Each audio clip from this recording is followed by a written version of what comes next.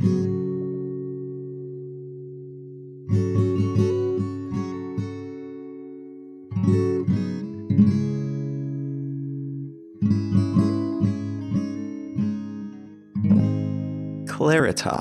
was a customer segmentation company that was started in 1971 and which in the 1990s became well known for developing a tool called PRIZM, P-R-I-Z-M, which is an acronym for Potential Rating Index for Zip Markets. What PRIZM did was segment the whole of the United States by zip code. And to do this, they created a list of different economic demographic groups, labeled each group, and then sold that information and a bunch of tools that helped explain that information to companies who wanted to market to very specific audiences.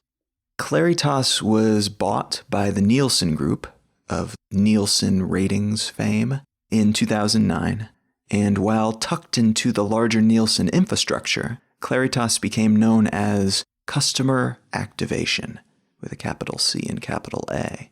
Claritas was spun back out as an independent entity with new owners but its original name in January of 2017. And to celebrate, it released a slew of new tools that allowed customers and curious podcast hosts to access their wares. One such tool allows non-customers to take a look at the market segmentation of any zip code in the United States, displaying the top 5 dominant segments, though there are usually about a dozen, in that zip-coded geolocation.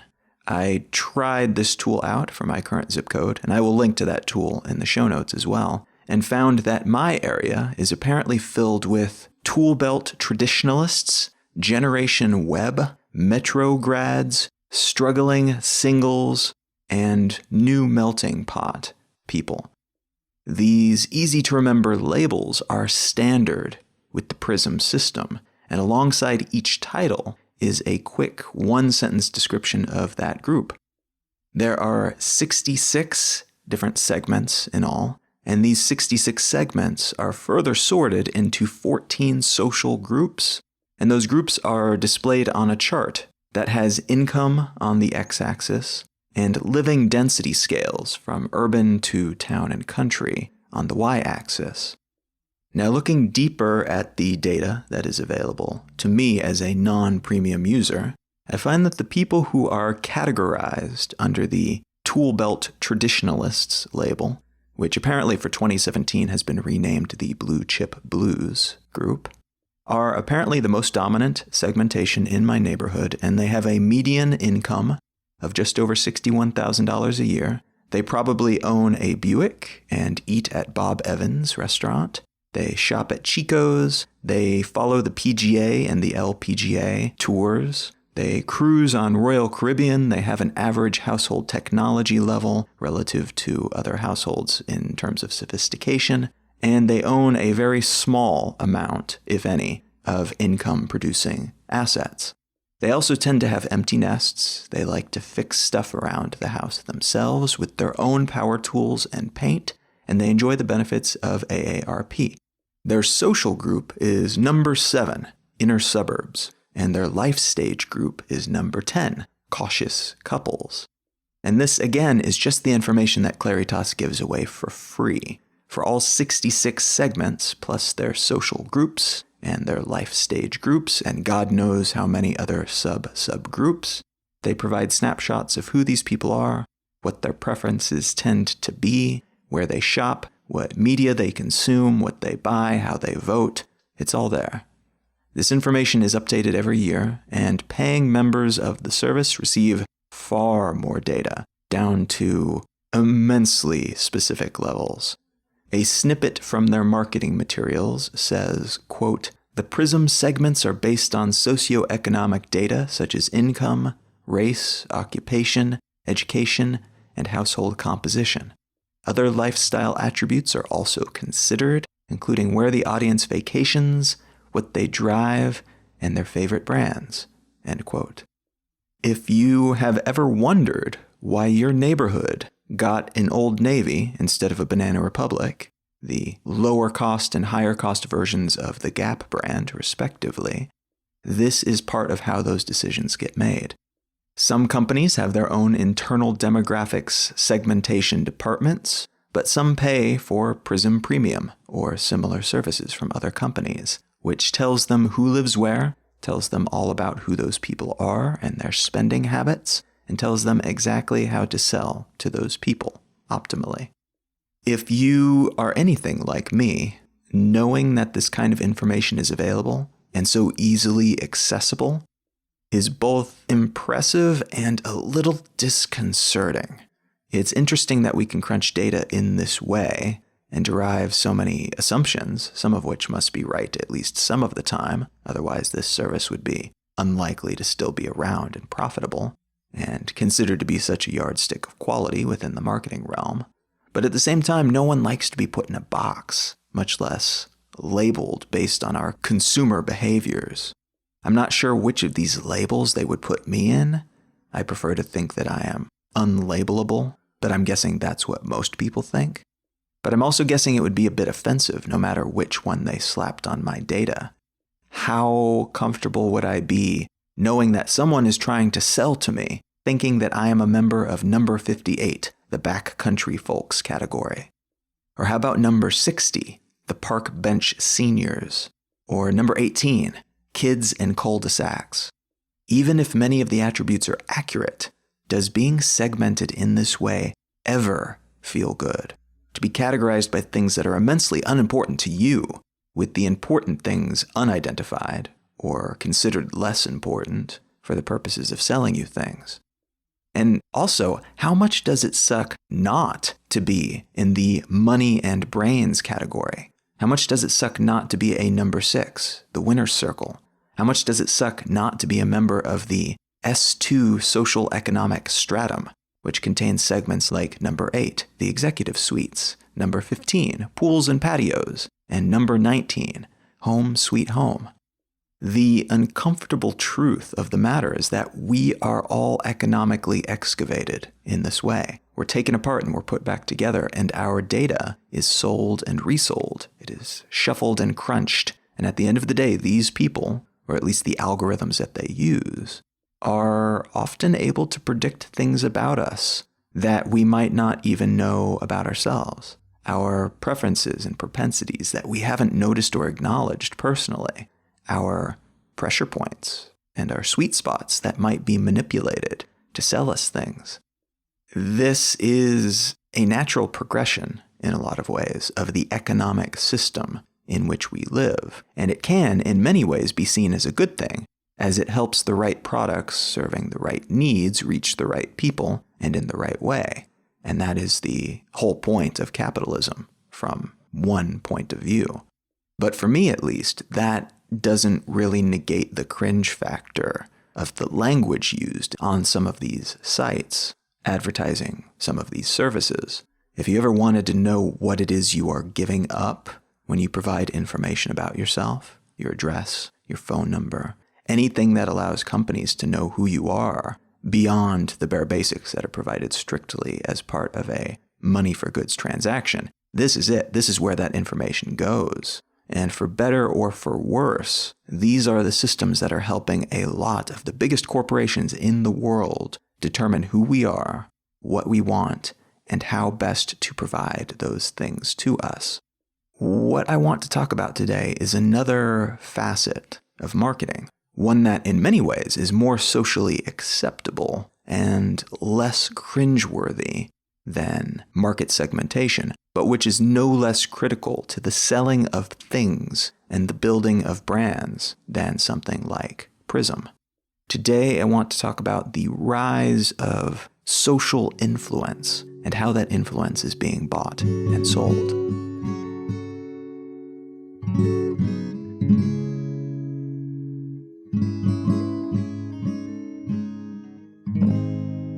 You're listening to Let's Know Things.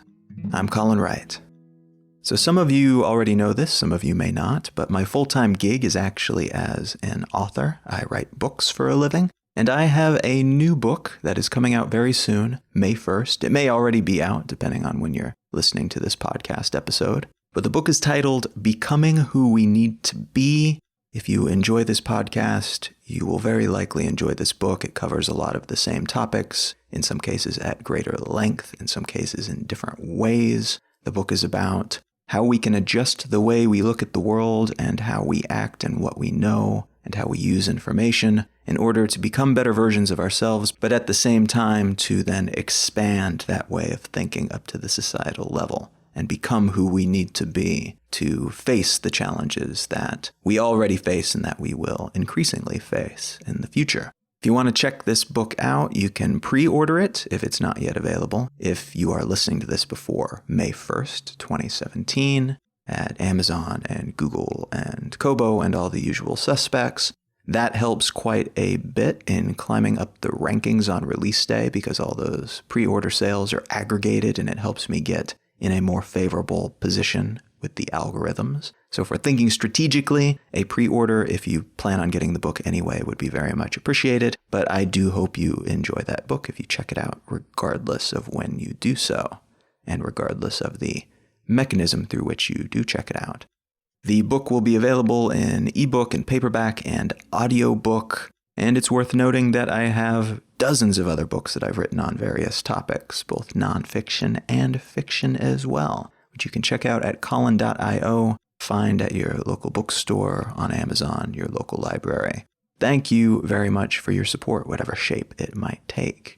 Another great way to help support the show, in addition to checking out my body of work, is to visit our sponsors. The first is Audible. If you go to audibletrial.com/LKT, you will receive a 30-day trial of Audible and a free audiobook of your choice. And yes, you can apply that credit to any of my books that are currently on the service or that new book which will soon be on the service. And the other sponsor is HostGator. If you go to hostgator.com/LKT, you will receive a substantial discount on their already excellent prices for all of their hosting things. All right, let's get back to the show.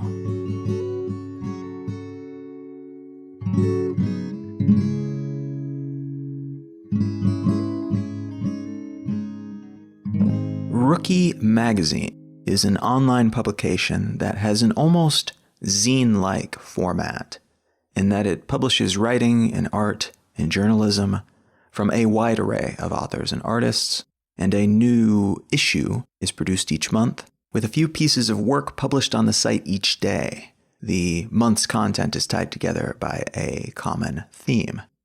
Rookie is ostensibly a fashion magazine, kind of, but it also covers a lot of pop culture and social issues, especially those that are relevant to young women. The audience for the magazine is predominantly teenage girls, and the woman who started it is a 20-year-old fashion blogger named Tavi Gevinson. The article that I want to unspool today comes from New York Magazine, and it is entitled The New Frontier in Celebrity SpawnCon. Tavi Gevinson advertises her own address. Now, SpawnCon is shorthand for sponsored content.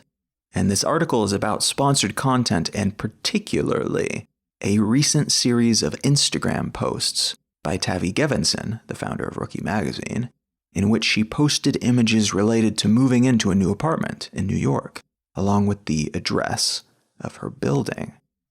Now, promoting big life moments on social media is not new, nor, at least for the last several years, is merging those moments with a sponsor to make some money while you tell the world about some major shift in your life. An actress from the reality TV show The Hills, Audrina Patridge, announced her pregnancy with a photo featuring the Clear Blue brand pregnancy test, which served the double purpose of making the announcement while also making some money. She's nowhere near the first celebrity to do even that, by the way, but I thought hers was notable because although The Hills has a 3.5 out of 10 on IMDb, the Internet Movie Database, she is still able to get sponsors for posts of that kind. It's one's social media following that matters from the standpoint of this type of marketing, not necessarily the popularity or the reputation of the projects that these personalities have been involved with. Let's talk about why this is new, why it's different in some ways from more traditional types of marketing. Social media marketing is a broad term that encompasses all advertising that is done via social media, but it uses these channels typically in the same way you might use television channels. You buy an ad with Facebook, for instance, and that ad will have marketing copy, and it will be presented in an ad that is a designated ad space, and it will be clearly delineated as an advertisement. It's based on Facebook and not based on your television. But beyond that, there's little real difference in overall structure between a commercial on Facebook and a commercial on a television show. This advertisement, like a TV commercial, might have a celebrity or another influencer featured in it. This style of ad, which is called testimonial advertising, has been popular for a very long time, and it remains popular today. But there's a difference between testimonial ads, which live inside advertising spaces, and influence marketing.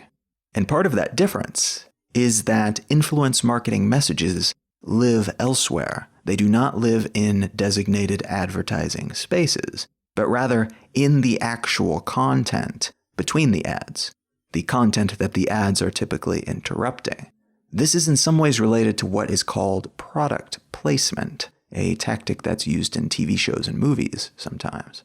When you see an Apple logo dominantly displayed on a laptop in a TV show, or a main character sipping on a particular brand of soda, you're likely seeing product placement advertising in action. Advertisers will very often pay to have their soda be that on-screen soda, because there's a good chance, even if you don't consciously notice, that you are subconsciously noticing the logo in that moment, your brain will store that association and will come to, even if just in some small way, associate Dr. Pepper with your favorite on-screen detective, or Apple products with a fashion-forward power couple's penthouse in Manhattan. Building these associations between a logo or a brand name and generally positive things like wealth and celebrity and refreshment and fighting crime are some of the primary goals of brand marketing. That in mind, it probably shouldn't have surprised anyone that this same mechanism would reemerge in a slightly different form in social media, a world in which new celebrities are being crowned every day, though in most cases the celebrities we follow on our phones are different creatures than those we might see on the big screen or up on stage. Influence marketing is an approach to marketing that sometimes deals with more traditional celebrities, but its main differentiator is that it also involves a whole lot of non-celebrity influencers, people who have audiences, who have influence with a decent-sized group of people, but who probably are not actors or models or musicians. The segments that these influencers appeal to differs greatly from person to person, but that they do have an audience that represents a somewhat focused cultural identity, a demographic, gamers or luxury travelers or artist types or vegan chefs, means that they are also spectacular targets for brands looking to reach those specific demographics. Being able to get an influencer to feature your product or service in an Instagram photo, then, is a lot like product placement. But instead of having your logo pop up in a movie, it's your logo popping up in someone's life, or at least the well-manicured, very carefully positioned version of their life that they feature in their photos. Reaching potential consumers in this way kills two condor-sized birds with one stone. First, it allows brands to bypass all of the advertising blocking hurdles that they face today, from ad blocking apps and plugins to the modern human's general ability to space out on ads, or at least pay them less attention than our parents would have if they had seen similar messages on television or in billboards. And second, it enhances the perceived credibility of these messages, because they're not coming directly from the company. They are coming from a respected third party, a third party that a lot of people trust as an expert or a representative of a certain set of ideas and values. Our tendency to trust third-party sources over more direct, implicitly biased sources is a well-documented phenomenon. In a research paper entitled The People's Choice by Lazarsfeld and Katz, which was conducted back in 1940, the authors posited a concept called the multi-step flow model, which essentially said that people are more likely to trust information given by opinion leaders than the same information given from brands. Some of the reasons for this are obvious. These companies clearly have an existential interest in making us think that they are better than their competitors, while some are a little more steeped in sociology and psychology, tracing backward to tribal hierarchies and our more recent tendency toward division of labor and specialization. It is these people's responsibility to know about this particular topic, therefore we should trust their judgment on it. The consequence of the widespread application of the multi-step flow model using social media is that influence marketing has become a hot business, and one that many people, from reality TV stars to online magazine publishers, are taking advantage of. Two of the most used metrics for measuring returns and potential returns on this type of investment are CPA and EMV. CPA stands for cost per action, which measures how much money it costs to achieve each desired action designated by the brand. This action could be the customer buying something from their store, or it could be potential customers signing up for their newsletter.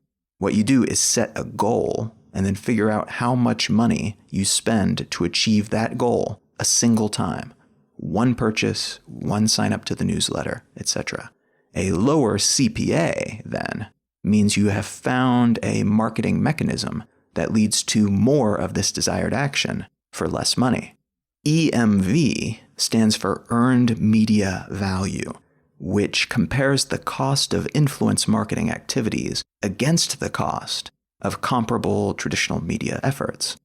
What this means in practice is if you know you can get X number of impressions, Y number of newsletter signups, and Z number of sales from a $10,000 TV commercial buy, how much value using those same X, Y, and Z variables could you get using this other new marketing mechanism?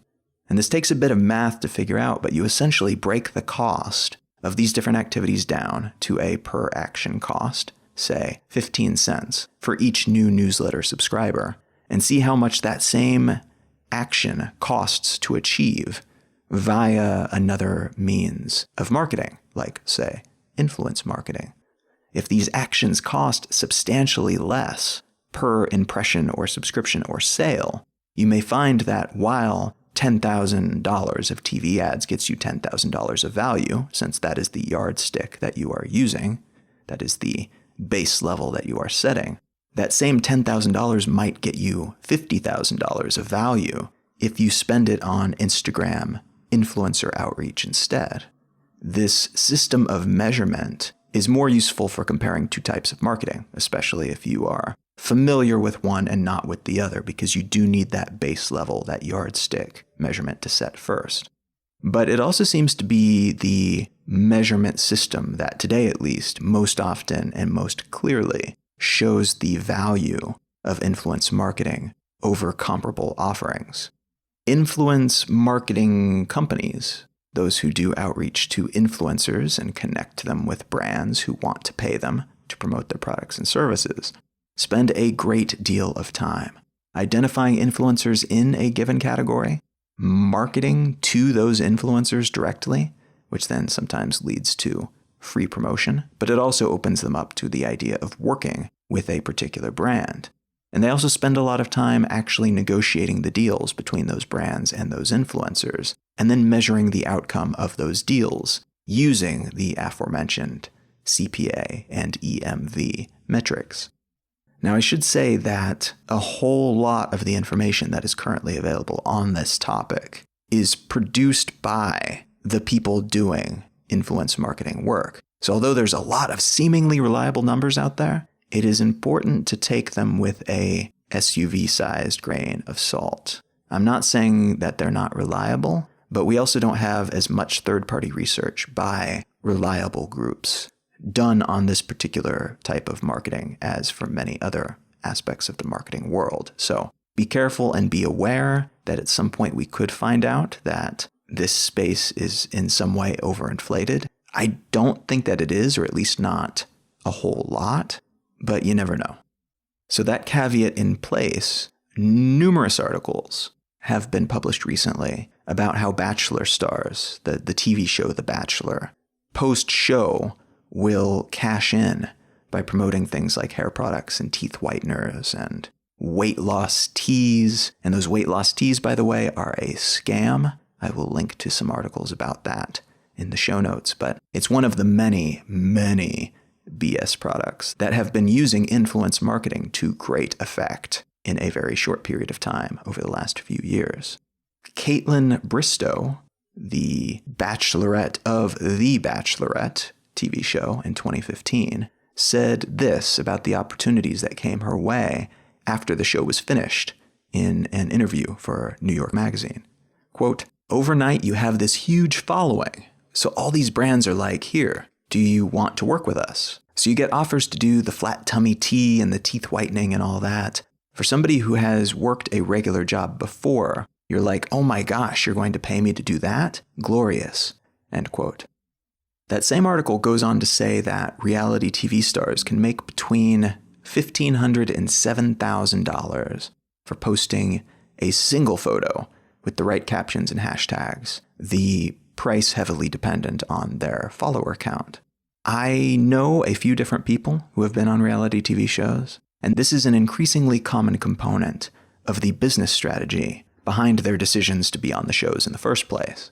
Years ago, going on a reality TV show was all about hoped for acting and other on-camera career opportunities, post-filming of the reality show.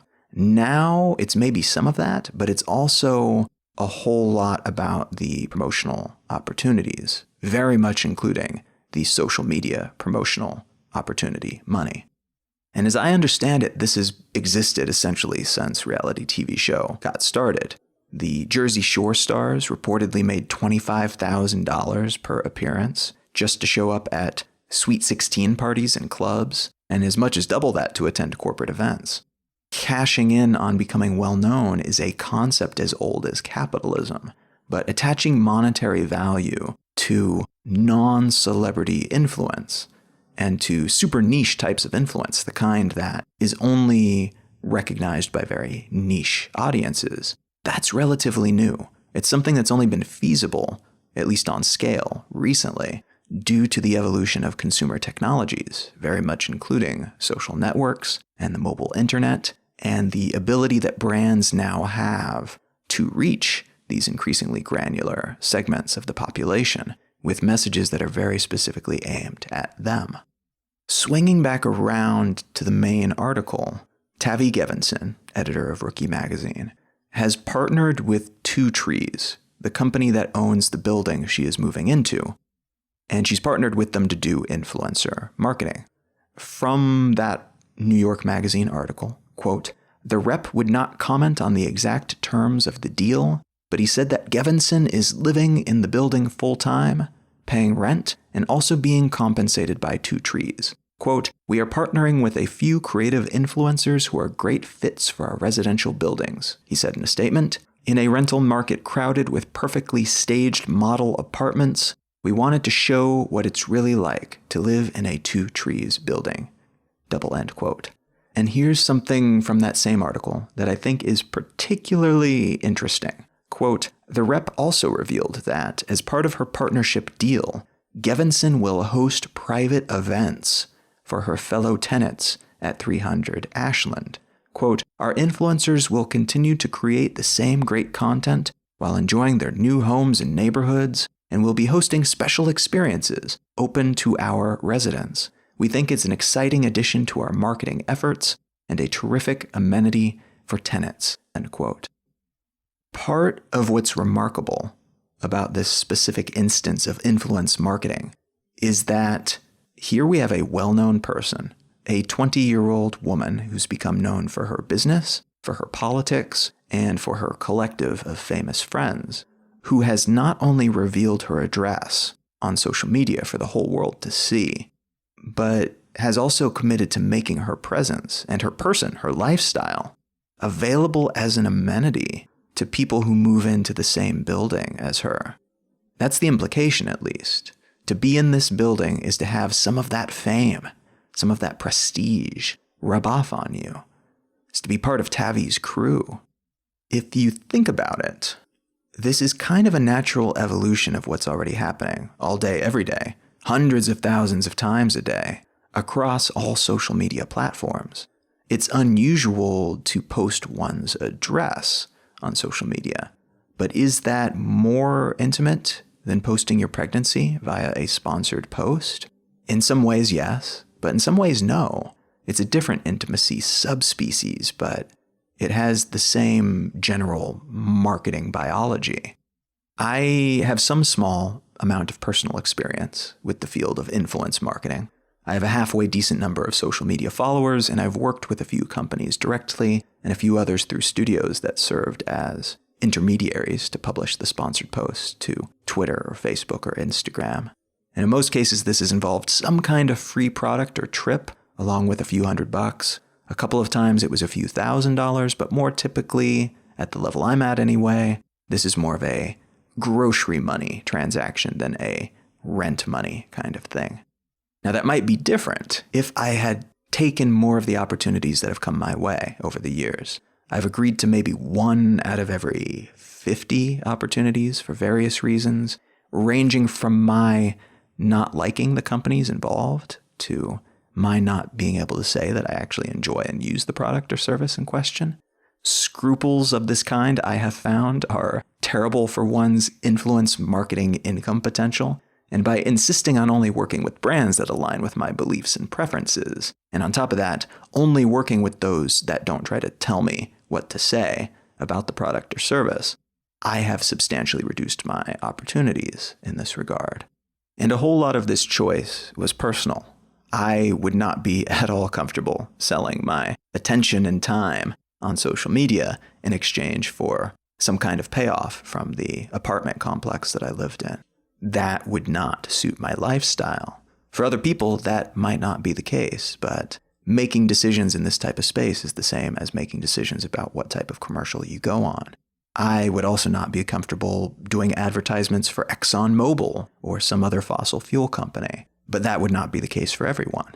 It's all about trade-offs, and it's about figuring out where your morality lies and then deciding what to align yourself with, deciding which companies you want to be associated with in the public eye.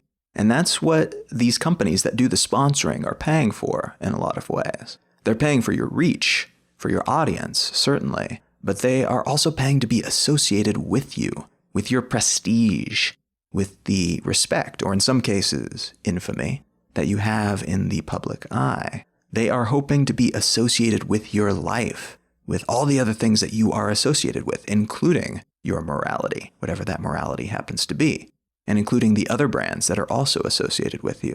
It's notable that the Jersey Shore stars would only do one Sweet 16 party appearance every few months, because even though they were monetarily lucrative gigs, they were also toxic for their brand and would keep them from getting club gigs in the future.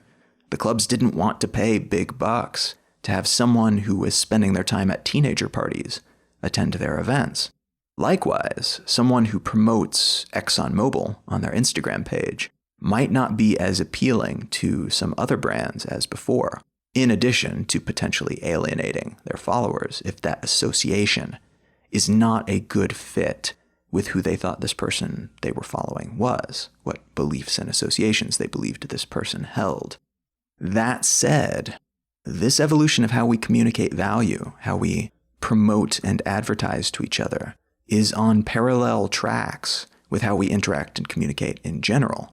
We have become more capable in this regard in almost every way, and those who are most skilled in these spaces, in making use of these communication channels to forward their own ends, whatever those ends might be, find themselves to be increasingly more powerful and with a louder and louder voice every single day. It's interesting to see how legitimacy signals have evolved from the real world into the online world.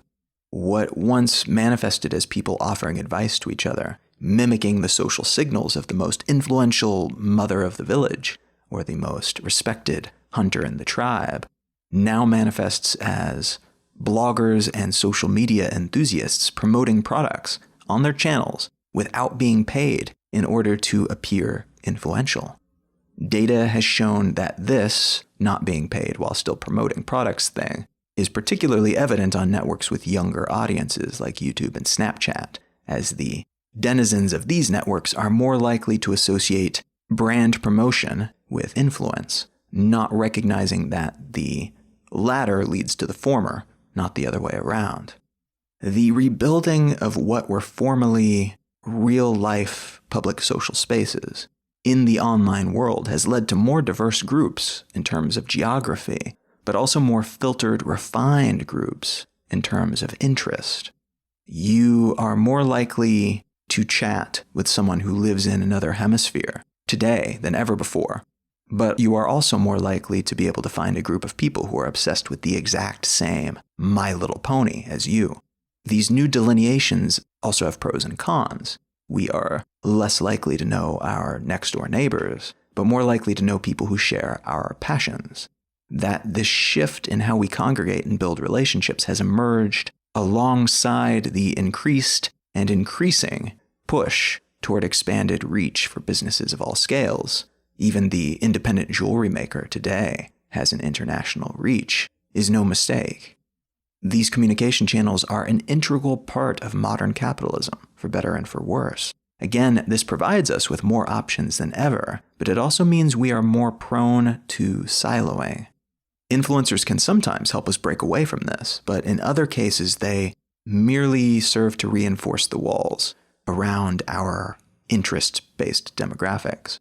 We are filtered and divided by marketers who find influencers who speak to us using the language that those marketers put in their mouths, who use words that are meant to influence people like us with our specific ideas and ideals and needs, and consequently, we feel more like a part of our groups than ever before, and we are resultantly less likely to question those groups or to feel the need to expand beyond them. In other words, we're better served than ever, but we're also less likely to put in the effort to expand our horizons because of how well served we have become. This idea is meaningful beyond this particular discussion, but it's especially apt when discussing modern marketing and branding and social stratification. One thing to keep in mind when looking around your social media channels and keeping up with your influencers of choice, whether they're reality TV show stars or musicians or podcasters, is that social media is very seldom an accurate representation of actual, real life. It's a high-definition, ultra-contrasty, highly color-saturated version of real life. No one eats food that is that perfectly coiffed for every meal, and no one lives in a home that remains that assiduously maintained all day, every day. They take a dozen or hundreds of photos to find that one that works best and ends up on Instagram and looks super casual, as if they just snapped it off the cuff. But in reality, it's the product of a massive amount of thought and intentionality. They ensure the layout and the color palette suits their brand, that the composition shows elements that reinforce what they believe in and do, and that the content is real enough to align with their beliefs, whatever those might be, while also serving the needs of their brand-building exercise, and in some cases, to ensure that the right keywords and phrases and hashtags provided by the sponsor are included, just as the contract has specified. The question of selling out is worth asking when we talk about promoting brands in exchange for money. It's valid to ask, I think, at what point a line is crossed and a smart business move turns into something else, an abuse of the relationship with your audience, or a discordant note in a personal brand, in a set of ideas and ethics and interests that otherwise harmonize really well and that make a lot of sense to anyone who is exposed to that collection of concepts. This is the case whether your audience is counted in the millions or the dozens. We all have audiences today. And for some of us, this means just our friends and family on Facebook.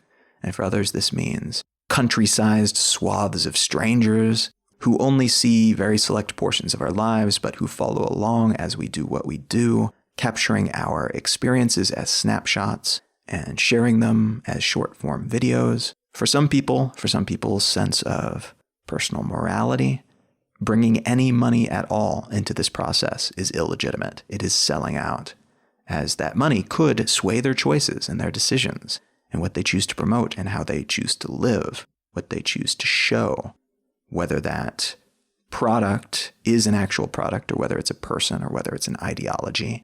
This, I think, is a legitimate concern. It's hard to know how exactly and in what specific ways money influences what we present and what we share and what we create. For others, their entire online public persona are structured to ensure that they can promote the widest possible collection of products and services without it seeming to be a discordant note.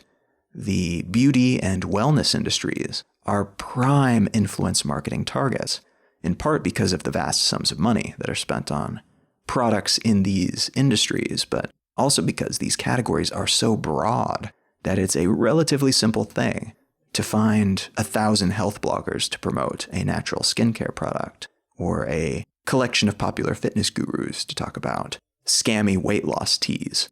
Hopefully, we will come up with more mechanisms for supporting the work that we enjoy and in which we find value. And hopefully we'll do it in the near future.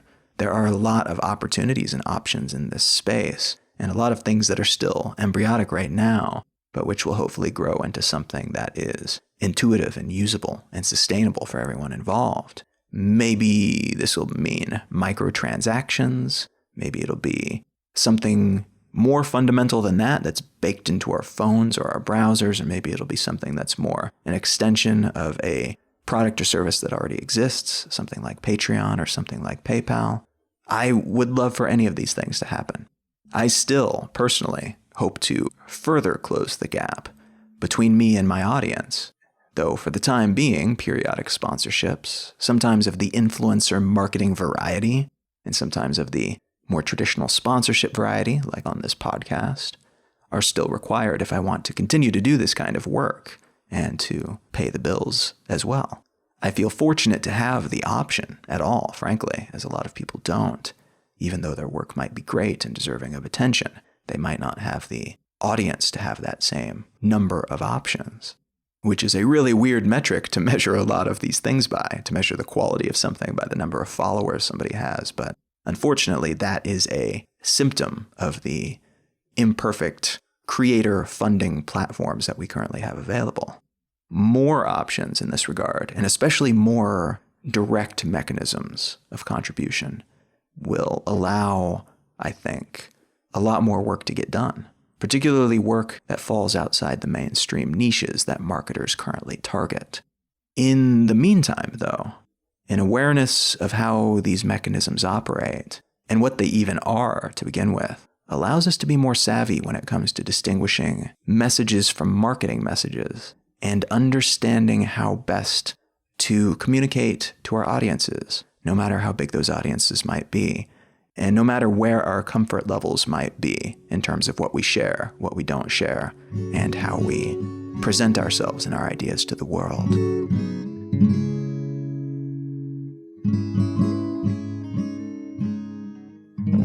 Let's Note Things is a listener-supported show, and I very much appreciate the support, the contributions that I've received. No matter what shape those contributions have taken, they have been very much appreciated. Whether that's meant a review on iTunes, sharing the show with a friend or with social media, contributing directly monetarily using PayPal or Venmo, or buying one of my books. All of these things help immensely. They allow me to continue to produce the show. Thank you so much for making this project possible. I enjoy the hell out of making it each week, and I am glad that there are people out there who enjoy listening to it each week as well. I mentioned in the intro that I have a new book coming out. That book is entitled Becoming Who We Need to Be. If you dig this show, chances are you will probably dig the book as well, and that's a great way to help support my work in general, including this podcast. If you go to colin.io, you will find a link to where you can pre-order that or purchase it if you are listening to this after May 1st, the release date. You will also find the array of other books that I have written in the past, which you might consider checking out if any of them strike your fancy. Another great way to help support the show is to check out our sponsors. Audible is one of my favorite services that I subscribe to. I love reading and I love listening to audiobooks, which is a more recent passion, but it is something that has wormed its way into my life and become a normal part of my day. And if you go to audibletrial.com/LKT, you can likewise try out the audiobook Thing. You can do it for free for 30 days and you will receive an audiobook of your choice from their collection. And that includes all of the books that I've written, including the upcoming Becoming Who We Need to Be. But I would also recommend another book that they have in their library, which I listened to recently and very much enjoyed. And it's one of the Great Courses, which is available through another service called The Great Courses. But all of the Great Courses, I think, are available on Audible as well. And so what that means is that you can get a course like this one that I recommend, which is entitled An Economic History of the World Since 1400 by Professor Donald J. Harold. And you can get it for the same audiobook credit that you would spend on anything else. And this is a course that goes on for 24 and a half hours and covers 48 lectures. It was a pleasure to listen to, and you can listen to it just like any other audiobook. But you can learn a great deal, and you can take it in with more of a course format.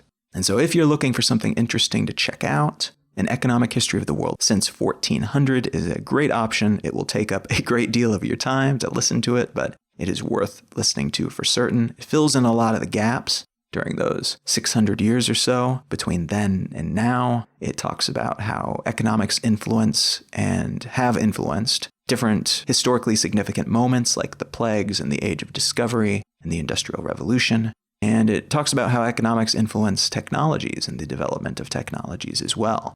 This is a great book worth checking out regardless of how you do so. It is not available in traditional book format, but you can get it as an audiobook on Audible, and you can get that audiobook for free, all 24 and a half hours of audiobook for free, if you go to audibletrial.com/LKT. And the other sponsor today is HostGator, the hosting company that I have used for many years for all of my hosting-related efforts. If you go to hostgator.com/LKT, you will receive a substantial discount that they give to listeners of Let's Know Things off of their already very reasonable prices. They have plans ranging from the ultra cheap for somebody just looking to start a blog or a photography website or whatnot, all the way up to pro user stuff. I use a reseller plan, which is great because I can segment all of the storage that I have into different projects and even host stuff for my siblings and parents when necessary, providing them with their own control panels. It's a nice little setup. It's a little more expensive, but actually cheap compared to what you would get elsewhere. So it's very much worth checking out regardless of where you fall on that spectrum. HostGator.com/LKT. You can find out more about me and my work at colin.io. My blog is at exilelifestyle.com. If you go to letsknowthings.com, you can find the show notes for this episode and every episode. And while you're there, consider signing up for the weekly newsletter, which goes out every Monday and contains a selection of hand-picked, curated links to interesting things. You can find me pretty much everywhere on the internet at Colin is my name. Thank you so much for listening. I am Colin Wright, and I will talk to you again next week.